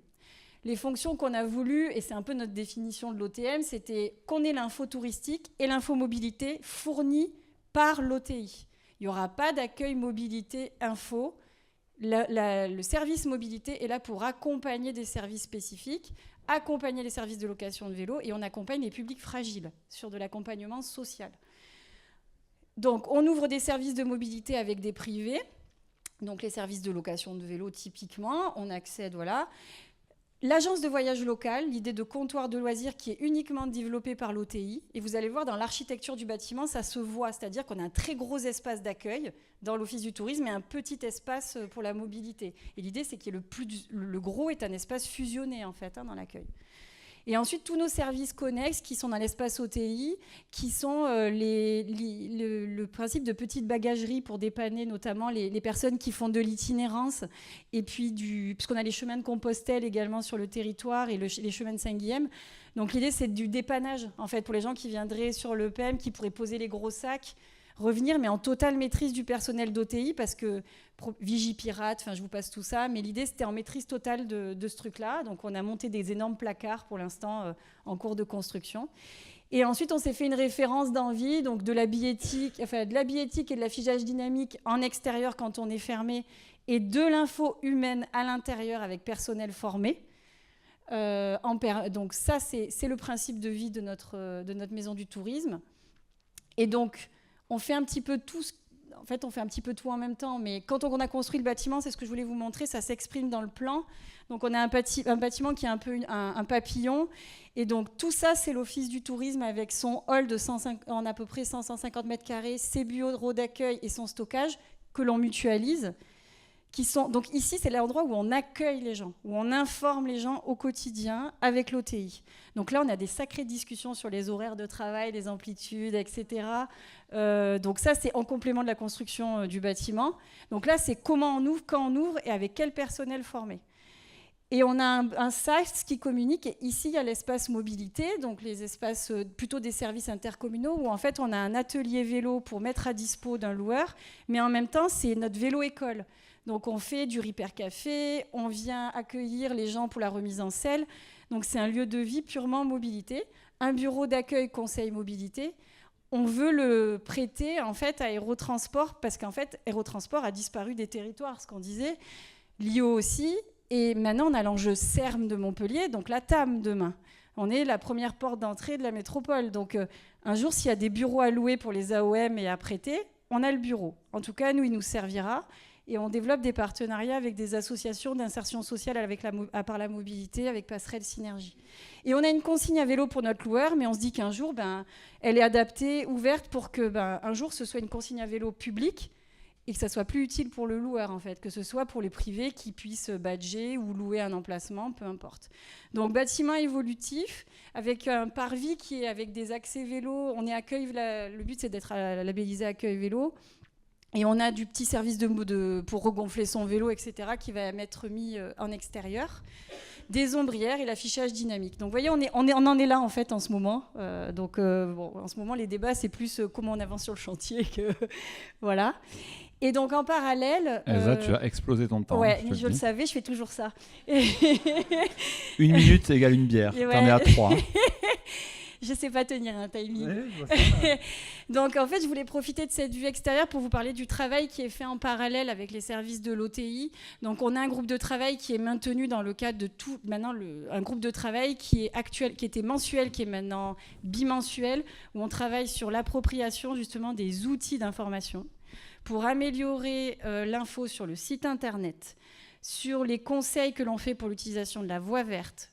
Après, tous les conseils, j'arrive à Gignac, qu'est-ce qui se passe quand j'arrive sur le PEM, comment je pose mon vélo, etc. Donc, toute l'explication. Donc, en ce moment, en fait, on s'approprie le travail qui a été fait dans le cadre de l'AMI pour en tirer, justement, améliorer notre site internet, améliorer notre conseil usager, former les personnels permanents. Et moi, en interne, je forme une personne qui est la personne ressource de l'OTI. Donc en fait, l'idée, c'est que l'OTI n'ait plus besoin d'aller voir l'IO, machin, parce qu'en fait, il y a une pléthore d'acteurs, sans compter le département aérotourisme et j'en passe. Donc l'idée, c'est que pour la mobilité, c'est l'agent qui est dans mon service qui sert de référence et qui forme les personnels d'OTI. Et les personnels d'OTI sont formés. On se charge d'aller contacter l'IO, TAM, etc. et Aérotransport pour qu'ils viennent avant l'ouverture de la maison du tourisme et viennent former nos personnels. Donc l'idée, c'est ça, c'est même comprendre ce que c'est un widget. Nous, on s'est formés grâce à vous aussi. Les personnels de l'OTI ont été formés grâce à vous aussi. Donc un retour très bénéfique pour l'appropriation. Mais le problème, c'est qu'on a fait informer, développer, connecter, tout en même temps. Donc on est un peu dépassé par la tâche. Et donc, effectivement, service de mobilité en déploiement, information en cours de déploiement et structure en déploiement également. Et objectif, ouverture en juin, donc mai-juin 2026. Voilà. Et j'ai fini. Et ils te poseront les questions juste après, parce que je crois qu'en plus, regarde, non c'est bon, il n'y a pas d'autres slides, on est sauvés. Et donc également, grâce à l'intervention de Julien, on a changé l'enseigne. De Nicolas surtout. Et de Nicolas, on a changé un peu tout. Merci beaucoup Elsa, c'est frustrant, justement c'est très bien. C'est frustrant en fait, on aimerait, alors du coup, n'hésitez pas parce que je crois que Elsa, t'es là jusqu'à ce soir ou pas ? Oui. Y compris ce soir. Je suis là ce soir. Donc, vous pouvez poser plein de questions. C'est frustrant parce que non, en vrai, le projet de Gignac, pour nous, c'est génial parce que ça, en fait, tu l'as dit, ça permettrait, par rapport à l'AMI qui a été fait, on peut tout tester là-dedans. Donc, c'est pour ça que nous, on le scrute vachement. Je la fais venir à chaque fois. À chaque fois, elle parle trop longtemps, évidemment. Mais suivez ce projet-là, franchement. Oubliez Annemasse, parce que de toute façon, en plus, c'est 2 guichets séparés, etc. Oubliez Annemasse. Regardez Gignac. Très rapidement, juste si on veut pas que cette AMI fasse pchit, parce que c'est le risque, c'est qu'on a rendu le truc, maintenant on le fout dans l'étagère et on n'en parle plus. Faut dézoomer, il n'y a pas que l'Occitanie dans la vie, c'est-à-dire que ce truc-là, je le remets, c'est le QR code de tout à l'heure, il peut servir à tout le monde, que vous soyez breton, corse, basque, pourquoi je dis ça, tous les autres, ça marche. Il faut maintenant que les outils, ils sont là. Il faut impulser, il faut accompagner le début. Il faut lancer la machine. Donc ça, il y a des manières de le faire. Il faut tester. Et en gros, si vous testez, que vous nous dites ça marche pas, machin, après, c'est l'idée des licences ouvertes, on revient. Et il faut animer, il faut une communauté d'intérêt. Donc ça peut être la Mona en Aquitaine, ça peut être les ADT, etc., etc. Je passe très vite. L'idée, c'est que maintenant, on prend 10 minutes, un quart d'heure, même si on dépasse, c'est pas grave, il n'y a pas d'autres ateliers, pour vos questions, parce qu'on vous a dit beaucoup de choses. Une question, je précise, ça finit par un point d'interrogation, sinon ça s'appelle un monologue. Oubliez pas cette phrase parce que vous rigolez là, mais on va voir qu'il y en a qui vont être piégés. On prend un quart d'heure, vous vous présentez juste votre structure, question synthétique, réponse synthétique. Est-ce que ça vous va ? Ok, ça a l'air d'aller, si vous êtes, c'est la digestion. Il y a un deuxième micro par là ? Tu m'aides Anouk. Vous levez la main, ceux qui veulent, salle ou seul, ben voilà. Question synthétique. Vous vous présentez, question synthétique, réponse synthétique. Bonjour, Laura, Nord-Dordogne. Nous, on est en plein dans cette réflexion-là. On a une véloroute, on a une gare. Et justement, ma question, c'était, et on a un projet de réaménagement d'office, mais vous n'avez pas de loueur de vélo ou vous le faites venir avec vous dans le projet de réaménagement à Gignac ? Synthétique, hein. Non. Non, on a un gros problème, c'est qu'on n'a pas de loueur de vélo au sens service public du vélo et on n'a pas de loueur, donc moyenne longue durée, mais surtout on n'a plus de loueurs de vélo courte durée. Donc en fait, on essaye d'embarquer ceux qui... En fait, on avait une offre VTT électrique et c'est tout pour un public qui en fait fait que du chemin. Donc non, justement, on essaye de motiver les locaux. pour essayer de lancer une offre. Et après, non mais je vais être trop longue. On a un projet avec le département de l'Hérault Recyclo, donc qui peut nous fournir des vélos recyclés, remis dans le circuit. Et nous, en fait, avec l'OTI, on réfléchit à mettre à dispo ces vélos, en fait, des touristes, peut-être à titre gratuit, on ne sait pas trop encore. Merci pour la réponse. Mais ça, c'est vraiment l'idée de développer, c'est de se dire quand on commence à être à l'aise, qu'on a le lieu, qu'on a taffé le reste, on peut commencer à développer des services connexes. C'est vraiment l'idée du parcours. Il n'y avait pas une deuxième main. Du coup, c'est vous. Bonjour, donc Pascal, Office de tourisme de Saint-Malo et de la baie du Mont-Saint-Michel. Donc nous aussi, on est dans une réflexion identique. Moi, ce qui m'intéressait de savoir, c'est notamment sur tout ce qui est sourcing, la mise à jour de l'information et les contacts avec les transports de la mobilité, SNCF, les régions, etc. Comment vous faites pour avoir toujours une information à jour? Voilà. C'est vrai que c'est une question très pertinente. Excellente. Voilà, excellente. Je les ai un petit peu harcelés pour me mettre dans la boucle, je dois dire, de leurs infos, Alerte Info. Après, c'est vrai qu'il y a une application Alerte Info, justement, mais je leur ai fait comprendre que je n'ai pas le temps de tous les jours aller voir Alerte Info et que je vais être vraiment dans la boucle des infos sur le trafic. Donc, c'est ce qui s'est passé. Donc, depuis peu, pourtant, ça fait 3 ans que je suis en contact avec eux. Depuis peu, ils me mettent dans la boucle dès qu'il y a un problème sur une ligne de car, s'il y a un arrêt qui est condamné pendant un petit moment à cause des faits fautives ou autres. Mais voilà, ça prend du temps, j'avoue. Voilà. En fait, il faut être pote. Si vous êtes en Occitanie, il faut être pote avec Patrice Lallemand, qui est la personne qui est directrice qui est directeur du... Non, en vrai, mais c'est une question qui est hyper importante. Oui. La région, donc l'AOM régionale, autorité organisatrice de mobilité, qui gère les TER et les cars. Ça, c'est hyper important de le rappeler. Oui. En région Occitanie, ils ont créé un service communication ad hoc. Et la personne qui dirige ce service, nous, quand on a commencé l'AMI, on a directement travaillé avec lui et avec ses équipes. Et en fait, il a capté, on lui a expliqué que le tourisme, c'était pas exotique. Parce que, comme elle le dit, je pense pendant 3 ans, ça a été la galère. Depuis l'AMI, je pense, honnêtement, c'est lui qui a mis en place tout le système avec la page web où il a mis plein d'informations. C'est lui qui a été nous récupérer les contacts.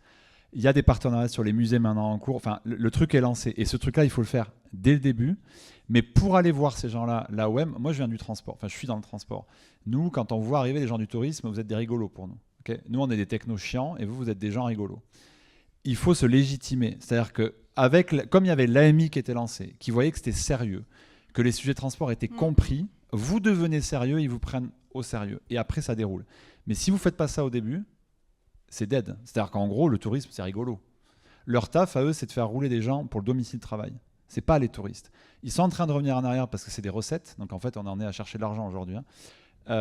Mais donc, c'est pour ça que pendant 3 ans, ça ne décollait pas. Et maintenant qu'il y a cette légitimité, je vois même des trucs, on a fini l'AMI, ça continue à tourner. Donc, l'autorité régionale, c'est un acteur, vous ne pouvez pas faire sans. Oui, et clairement. Je vais dire justement, je suis plus en contact avec ceux qui travaillent pour l'IO région, mais au niveau départemental, en fait. On a ma maison de ma région. Et là, j'ai plusieurs contacts directs que je les vois. Je vais même chercher les fiches horaires. Voilà. J'ai leur portable perso maintenant. Donc voilà, je continue à les harceler, je dois dire. Mais ça n'a pas été simple au départ. Et oui, Patrice Lallemand, c'est plus sur la com, en fait. Mais il y a encore du travail à faire quand même, je dois dire. Ouais, non, mais bien sûr. Voilà. Et non, mais par contre, par rapport à ce que tu dis, pour revenir sur la question des contacts, nous, c'est un truc ça nous paraissait hyper basique, hyper empirique au début, c'est qui on contacte. Il y avait 2 questions, c'était par quoi on commence, qui on contacte. Parce que la SNCF, c'est une nébuleuse, je peux vous le confirmer, moi j'ai bossé. C'est très compliqué de comprendre comment ça fonctionne entre Gares et Connexions qui gère les gares, la SNCF, il y a des chargés de clientèle, il y a des managers de ligne, etc., etc. Et nous, on a fait ce décryptage-là. Ça paraît bête, mais c'est le basique du début. Une fois que vous avez les portables, parce qu'après, avoir les portables, une fois que c'est facile. Mais il faut rentrer un moment dans le système et encore une fois, il faut légitimer son action. Il y a un truc qui est fait aussi dans le Lot, chez elle. Je voulais dire. Voilà, le groupe de travail, c'est ça qui fait. Le groupe de mobilité. Voilà, on a lancé un groupe de travail mobilité au niveau départemental qui est lancé par l'ADT et on met tous les acteurs de mobilité autour de la table en fait. les OT, l'ADT, le PNR, l'IO, SNCF, chargé clientèle, avec qui je suis beaucoup en contact aussi d'ailleurs, avec qui on fait l'accueil en train, et aussi l'AGLO, parce qu'on a l'AGLO Grand Cahors qui est AOM aussi, et les autres collectivités, en tout cas les EPCI. Oui. Là-dessus, pareil, sur les groupes de travail et sur tous les process de travail, ça fait partie des communs. Donc nous, on a carrément rédigé des méthodes là-dessus, en partie inspirées du LOT d'ailleurs. Donc là, pareil, si vous voulez vous lancer, on vous explique ce qui est de l'ordre du stratégique, ce qui est de l'ordre de l'opérationnel, qui on doit mettre dedans, comment ça marche, sous quelle régularité, qui on met dedans. Voilà, donc ça fait partie des communs. Est-ce qu'il y a d'autres questions? Encore une fois, on peut dépasser, c'est pas grave. Ouais. Allez-y. Merci. Bonjour, Fabien Loupi. Nous sommes spécialisés dans la mobilité touristique. Et je rejoins un peu, pour prolonger un petit peu votre question à l'instant, je n'ai pas entendu la manière en fait dont vous, concrètement, vous renseignez le voyageur qui vient vous voir, je veux aller d'un point A à un point B, et surtout si le chemin il est un peu complexe, qu'il implique en fait différents modes de déplacement. Comment vous gérez cette problématique d'horaire à jour, etc., au-delà des alertes, le basique, on va dire. Alors, je pense que Merci. Julien peut aussi vous renseigner, mais parce que c'est vrai qu'on a eu plusieurs formations aussi, donc il nous a donné pas mal de pistes sur les applications, justement. J'avoue que jusque-là, on allait sur Rome to Rio, j'avoue. Et après, c'est vrai que parce qu'il n'y avait pas tellement d'applications qui nous renseignaient à l'instantané sur les horaires. Et après, c'est vrai que l'IO s'est beaucoup amélioré côté application, justement. Et même, on a réussi à intégrer notre office tourisme là-dedans parce qu'on a une convention de partenariat avec eux par rapport aux réductions de nos visites guidées et sur présentation de billets de transport. J'avoue qu'on reste quand même beaucoup sur SNCF Connect, l'IO et Rome to Rio de temps en temps, en fait. Voilà. Mais il y aura plein d'autres solutions, j'espère, à l'avenir. Ouais, le travail qu'on a fait, c'est identifier déjà qu'est-ce qui était utilisé par qui. C'est-à-dire, en gros, en fonction des questions qu'on leur posait, qui étaient à peu près tout le temps les mêmes, les conseillères et conseillers en séjour, quel était leur réflexe? Est-ce qu'ils allaient sur Maps, sur Connect, sur Transit, sur Move It, sur l'IO, peu importe.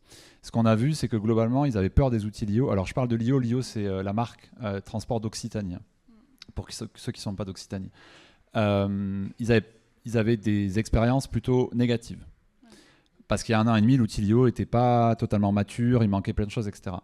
Il se trouve que pendant l'AMI, l'outil LIO s'est vachement amélioré. Ce qui fait que ça nous a... Parce que nous, c'était très compliqué de leur dire « n'utilisez pas l'IO ». On bosse avec le CRT Occitanie, il y a un moment, c'est quand même un outil public qui, normalement, doit fonctionner. Donc, au début, on était un peu ennuyés. À la fin, on a poussé cet outil-là. Mais cet outil-là, il est limité. C'est-à-dire faire de la réservation de billets, il ne le fait pas. Sur le temps réel, il n'a pas toutes les données en temps réel. Donc nous, ce qu'on a essayé d'expliquer de manière extrêmement réaliste et pragmatique, c'est de dire, quand on vous demande du calcul d'itinéraire, en fonction de ce qu'on va vous demander, vous pouvez mixer entre du SNCF Connect, du LIO, potentiellement du Maps, qui des fois est meilleur sur certains aspects, mais en leur expliquant les avantages et les limites de chaque outil. Parce qu'en fait, aujourd'hui, il serait faux de croire qu'il y a un outil qui fait tout. Il n'y en a pas. Alors moi j'adorerais, c'est un peu notre rêve quand on bosse dans le transport, il n'y en a pas, et c'est la réalité. Donc on leur a expliqué un petit peu tout ça. Le deuxième sujet, c'est le temps réel. C'est-à-dire que c'est beau d'avoir des infos théoriques, mais alors dans le temps réel, il y a 2 choses. Il y a à savoir, quand on a l'arrêt de bus, si le bus il arrive dans 2 minutes, 3 minutes pour de vrai. Et après, il y a l'information circonstanciée. Alors, il y a des travaux, mais ça n'a pas été intégré dans le calculateur parce que les données ne sont pas mises à jour. Ça, et je vais le dire très clairement, les offices de tourisme et le monde du tourisme a 0 pouvoir là-dessus.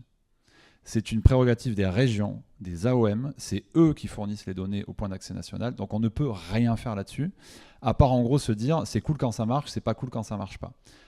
Pour répondre à ça, ce qu'on a fait, c'est qu'on a tenté, et là ça n'a pas marché, il faut le dire aussi, de voir avec la région, pas les services de Patrice Lallemand, mais les services transport, de pouvoir avoir un système de ticketing pour remonter quand ça merde.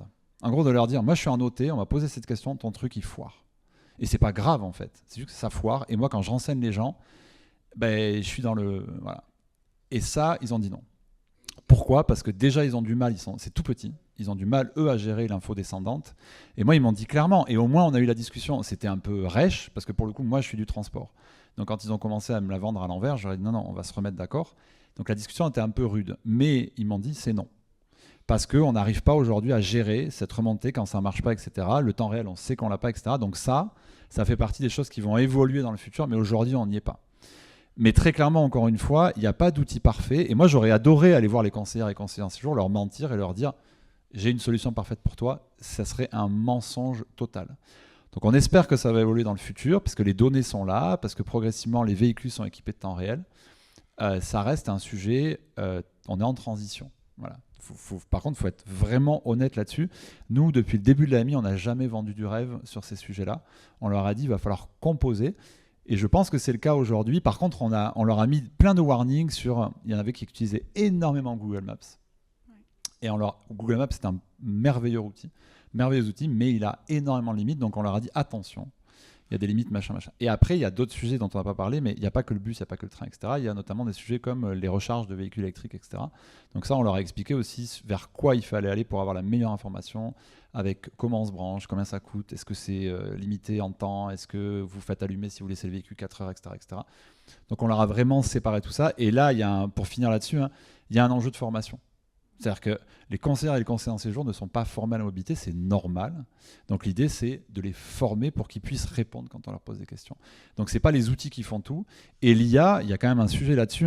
Ne croyez pas que l'IA va résoudre ça, parce que l'IA, si vous lui faites manger des données de merde, elle vous sortira une info de merde. Enfin, je veux dire, tout le monde est en train de rêver après ça. Si un calculateur d'itinéraire de transport ne vous sort pas des bonnes infos, c'est juste que la donnée n'est pas bonne. L'IA fera la même chose. Poliment, parce que c'est comme ça qu'on l'a formée, mais elle fera la même chose. Donc là aussi, il ne faut pas vendre du rêve sur l'IA. Il y a un sujet de données derrière qui est très compliqué, qui est un sujet de transport. Et là, c'est de mon côté qui ne fonctionne pas. Donc je suis désolé pour vous, il faut faire notre mea culpa aussi. Mais à terme, on espère que dans le transport, ça fonctionnera. Est-ce qu'on peut prendre une dernière question, si vous le souhaitez, une ou deux? Ça applaudit là-bas, ça veut dire que ça va se... J'y vais. Ouais. Et j'avais dit qu'on faisait des réponses synthétiques et c'est pas le cas.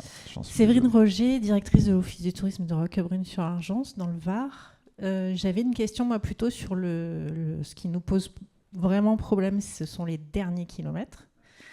Est-ce que vous avez des exemples d'offices du tourisme qui auraient mis en place des navettes pour régler justement ces derniers kilomètres? Je te laisse la parole et je compléterai, Elsa. Des navettes mises en place par des OTI? OTI, nous non. Par contre, on a des solutions dernier kilomètre en lien avec l'OTI. Nous, on a des services de navettes au sein du grand site. Donc, c'est géré par l'Interco et par Aérotransport. Mais le relais d'information, le premier, c'est l'OTI. Par contre, ce n'est pas payé par l'OTI. Et je pense que, franchement, vu les moyens nécessaires selon les territoires où vous êtes, c'est inabordable. Il vaut mieux modifier un service de transport à la demande ou... Mais c'est très élevé. Je voudrais juste donner un exemple, c'est Module Auto. Nous, on travaille pour la solution autopartage qu'on a mis en place. On a un vrai souci, c'est que le touriste qui arrive avec son camping-car ou son vélo, en fait, il ne peut pas prendre sa carte parce qu'il faut la recevoir à la maison. Ça ne marche pas trop. Et surtout, il faut devenir abonné. Et ça ne marche pas trop non plus. Donc, en fait, on a mis en place un partenariat avec Module Auto. Donc, l'OTI fournit des badges à la minute et propose aussi inscription en ligne ou inscription par téléphone direct, soit dans les bureaux de l'OTI, soit en direct téléphone, et la personne va chercher à l'OTI. C'est valable pour les habitants, c'est valable pour les usagers touristes. Ce qui nous permet, et on a négocié des tarifs particuliers pour Gignac, en fait, parce que ça les intéressait de se développer chez nous, pour les touristes notamment. Et en fait, on a un tarif abonné, mais l'abonnement est à 0 €. Et donc, l'idée, c'était d'aller attraper des touristes, notamment. Donc, typiquement, ce genre de choses, ça peut se déployer, ce type de partenariat, parce qu'on l'a fait. Voilà. Reteasing et pub pour demain, il y a un atelier spécifique sur l'autopartage avec l'intervention des Suisses qui sont très forts là-dessus et l'intervention de Cities Occitanie. Donc, si ça vous intéresse, venez voir. Juste un truc sur les navettes pour compléter ce qu'a dit Elsa. Oui, quand on peut, il faut améliorer l'offre existante parce que ça coûte une blinde en exploitation. Ce qui coûte, alors aussi, il faut se sortir une idée. C'est pas le véhicule qui coûte cher, c'est le conducteur ou la conductrice. Donc ça, c'est hyper important. Plus le système fonctionne mal et plus la vitesse commerciale est mauvaise, plus il faut réinjecter du personnel, etc. Et de toute façon, un OT ne peut pas en direct lancer une navette. Il faut normalement que ça soit avec un guide. Alors la gruge que vous pouvez faire, c'est que le conducteur est guide. Il y en a plein qui le font. C'est une gruge de la loi. Ce qu'il faut faire, par contre, c'est potentiellement mutualiser, notamment sur des navettes ski, des navettes estivales, etc. Pourquoi pas? Mais ce qui est quand même le mieux, c'est d'utiliser une offre existante de l'optimiser un petit peu sur certaines périodes et ça fonctionne bien. Et je redis, l'autopartage, effectivement, si on contourne ce tunnel d'acquisition qui aujourd'hui est fait pour les habitants, ça peut être une super solution très clairement. Et dernier élément pour répondre à votre question, est-ce qu'il y en a qui font vraiment du dernier kilomètre depuis les OTI? Bien. Je n'ai pas beaucoup d'exemples à vous fournir, mais je pense qu'il y a une raison. Oui. Autre question? Il y avait une dernière question. Nous, on a tout notre temps, hein, vous pouvez y aller. Hein. Non, en vrai, si vous avez des questions, n'hésitez pas. Le timing, c'est pas un problème. Ça démarre à 16h, je crois, à côté. Donc moi, c'est Sébastien, Office de tourisme Le Mans Métropole. Du coup, moi, j'avais une question par rapport à la gestion des flux. Finalement, est-ce qu'il y a une interrogation dans la dynamique du coup régionale et départementale sur la gestion des flux? Est-ce qu'il y a des connexions intraterritoriales, enfin plutôt extraterritoriales? Enfin, par exemple, il y a le grand site de France aussi, Salagou, qui est très proche de Gignac. Est-ce qu'il y a des liens entre les territoires, quoi? Alors, dans le cadre de l'AMI, dans le cadre de l'AMI, c'est un sujet qu'on a. Alors, ouais, c'est une excellente question. Là, moi, je suis en train de bosser sur une grosse étude pour l'ADEME. On essaie d'identifier justement les thématiques et la question des flux et de la gestion du surflux touristique est un sujet. Nous, on l'a sorti. C'est-à-dire que dès le début de l'AMI, on a dit il faut qu'on se positionne sur les éléments sur lesquels les OT auront un pouvoir direct. Donc, qui est une compétence directe, à savoir l'information, potentiellement se connecter, comme on l'a vu, sur des groupes de travail, etc. Et derrière développer des services quand ils peuvent. Et du coup, la question de la navette, elle est judicieuse parce que normalement, la loi dit qu'on ne peut pas lancer une navette. La question des flux, la question de l'offre, c'est des sujets sur lesquels les OT en direct n'ont pas de compétences pures au sens de la loi, à part le fait d'observer. Donc, par exemple, nous, on a eu on a lancé un partenariat. On a conseillé Luchon, qui vient de réouvrir sa gare. Luchon, ils ont mis 100 millions d'euros sur la table. Quand je vous dis qu'il n'y a plus d'argent, c'est pas vrai, hein. 65 millions pour faire revenir les TER après 15 ans de fermeture, 30 millions pour la remontée crémaillère, donc le télécabine pour aller vers la station, et 8 millions pour les thermes. 100 millions. Sauf qu'ils sont incapables. Donc déjà, quand vous arrivez à la gare du Champ, elle est magnifique, mais quand vous arrivez sur le parvis, les 900 mètres pour aller vers le centre-ville, vous ne savez pas où aller. Ce qui est un grand classique. Et ils ne savent pas quels sont leurs flux. C'est-à-dire qu'ils ont fait ça parce que la présidente d'Occitanie est de là-bas, elle tenait à ce projet, comme beaucoup d'élus, c'est pas une critique. Ce truc a été fait. Et donc l'office de tourisme, le directeur est venu nous voir, il était dans la MI, et il nous a dit moi, il faut qu'on compte, il faut que je sache ce qui se passe en fait. Ils viennent d'où les touristes, ils vont où? Est-ce qu'ils vont à la crémaillère, à la gare, machin? Donc on l'a mis en contact avec des Belges, des Flamands, qui ont une petite application, enfin un petit boîtier qui s'appelle Telram. Ça coûte 200 balles. Vous le mettez sur une fenêtre, n'importe où, hein, chez vous, ici, et ça sait compter les voitures, les piétons, les bagnoles, les vélos cargo, les trottinettes, tout objet avec de l'IA. Et ça compte, ça sait vous dire exactement à quel moment de la journée les flux sont diffusés ou pas, à quel moment ils arrivent, à quel moment les gens se garent, si machin. Il en a mis un devant l'office, un vers la gare, et c'est le seul de la ville quasiment aujourd'hui à savoir ce qui se passe entre cette gare et son office, et d'ailleurs même entre l'office, la crémaillère, etc. Ça lui a coûté 400 balles. Il y a un abonnement à l'année qui coûte très honnêtement pas grand-chose. Et en plus, ce qui est génial, c'est que si dans 6 mois, il veut prendre la caméra, la bouger, la mettre ailleurs, il discute avec la personne avec qui il veut mettre sur la fenêtre et il le fait. Il faut juste une connexion, une prise de 120. Donc je donne ce petit exemple, mais lui, du coup, ce qu'il s'est dit, c'est moi, je ne peux pas gérer mes flux, mais à minima, je sais quels sont les flux. Parce que j'ai cette information. Ce n'est pas du flux vision, hein, parce que le flux vision, c'est très bien, mais si vous le faites à l'échelle d'une rue, ça ne marche pas. Et donc, il observe. Mais encore une fois, nous, cette gestion d'offres et cette gestion de flux, on l'a sortie parce que on a dit aux OT dès le début, ça, vous n'aurez pas de pouvoir là-dessus. Donc, on ne va pas vous vendre du rêve, vous ne ferez rien sur ça. Ça reste un sujet, je pense, extrêmement important à traiter dans l'avenir. Du coup, c'était une réponse qui était une non-réponse, c'est génial. On peut encore prendre des questions tant que vous en avez, hein, n'hésitez surtout pas. Et puis sinon, si on sonne le gong de la libération, on peut le sonner maintenant. Allez, la dernière et après le gong de la libération.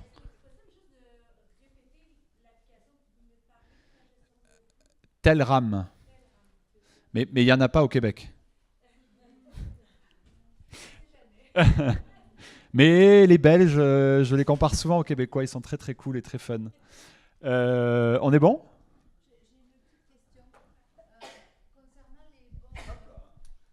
Concernant les bornes électriques dont vous venez de parler, il me semble que ma collaboratrice sur le site internet, elle a récupéré de l'open data pour avoir... Par contre, vous disiez le personnel doit être formé pour savoir justement le prix, le machin, nanana. Je ne suis pas sûre qu'on ait ce niveau de détail ici. C'est quoi votre méthode ? Ouais, parce que pour savoir si au bout de 4 heures on se fait tuster, comme vous dites. Je vous fais très rapide. Ça, c'est pareil, c'est un des éléments qu'on a fait remonter parce qu'on l'a vu, Cap d'Agde, etc. Enfin, on a eu plein d'OT qui nous ont fait remonter ce besoin qui était de plus en plus important. Les sujets, c'est en gros, les OT savent à peu près géolocaliser les trucs. Ça, à peu près tous. Parce que même Maps le fait de manière pas terrible, mais le fait. Le sujet, ce qu'on ne sait pas, c'est le prix au kilo. Est-ce qu'on paye au kilowattheure? Est-ce qu'on paye à la durée? Est-ce qu'une fois qu'on a dépassé un certain temps, etc. Ces données-là, normalement, il y a une obligation de la loi de les publier sur une plateforme qui s'appelle le point d'accès national, PAN. C'est dans tous les pays européens. Donc ces données existent. Ok. Sauf que c'est des données que si vous n'êtes pas un tout petit peu geek, vous ne pouvez pas interroger. Donc nous, ce qu'on a demandé dans le cadre de l'AMI, parce qu'il y a des choses qu'on a produites dans l'AMI, et il y a des choses qu'on a mis dans une to-do list en disant, nous, on ne peut pas le faire, on n'a pas le temps, on n'a pas l'argent, etc. On a discuté avec les services de l'État, donc la DGITM, le ministère des Transports, pour regarder si on pourrait avoir un petit outil, tout petit, un petit script qui est capable d'interroger ça. En gros, il est très simple, l'outil, c'est de dire, je suis là, je suis géolocalisé à Gignac, je veux savoir toutes les bornes que j'ai dans un rayon de 20, 40, 50 bornes, et je veux connaître les conditions d'accès pour tout un chacun. Donc ça, on l'a demandé, moi je lâche pas l'affaire. Je pense que c'est un truc qui coûte 2000 balles à faire. Mais il faut le faire. Et ça, c'est un micro-outil, mais qui sauverait... Moi, j'ai plein de conseillers en séjour qui m'ont dit, non, on savait pas quoi... non, pire, c'est pas qu'on savait pas quoi leur répondre. On leur a répondu un truc, et les mecs ils sont revenus 3 heures après en mode, je me suis fait défoncer, ça m'a coûté 15 balles, vous m'avez pas... Et en fait, elles étaient vraiment en galère. Pareil. Bon, moi, je vous dirai comment ça marche. Mais donc, en conclusion, mais du coup, c'est une très bonne question. Dans cette AMI, il y a des choses qui ont été produites. Il y a des choses qui ont été testées. Et il y a des choses dont on sait qu'il faut qu'elles soient faites maintenant. Mais l'idée, c'était vraiment de pouvoir aller vers cette amélioration des mobilités. Et en gros, c'est une tentative. Ce que vraiment je vous conseille, et je vous demande, si vous êtes des OT, ou en tout cas si vous bossez dans le tourisme, connectez-vous au QR code de tout à l'heure. Testez les trucs et faites remonter l'info si c'est cool, si ça marche pas, comment vous pouvez l'améliorer. Vous avez fait mieux, mais c'est génial, faites remonter ça. Et je pense que c'est comme ça qu'on va avancer. Merci à mes 3 comparses d'aujourd'hui, c'était hyper cool. Merci pour votre écoute et puis bonne suite. Hein.